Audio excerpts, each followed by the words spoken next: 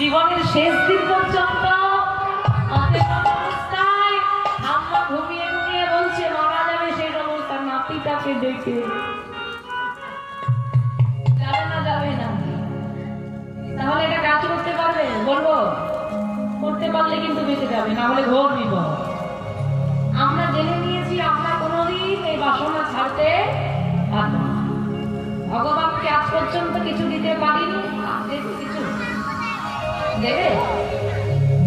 এখন ভগবানকে কিছু দেবে, দিতে পারবে?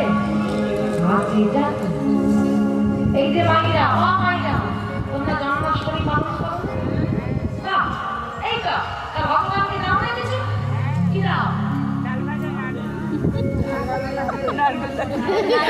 যেমন দিস তেমন তো বলছি। তোমাদের বাড়িতে ছেলে পুলে হয় না, সন্তান হয় তো দেখতে যাও না, রাখতে হবে বাড়িতে হয় না।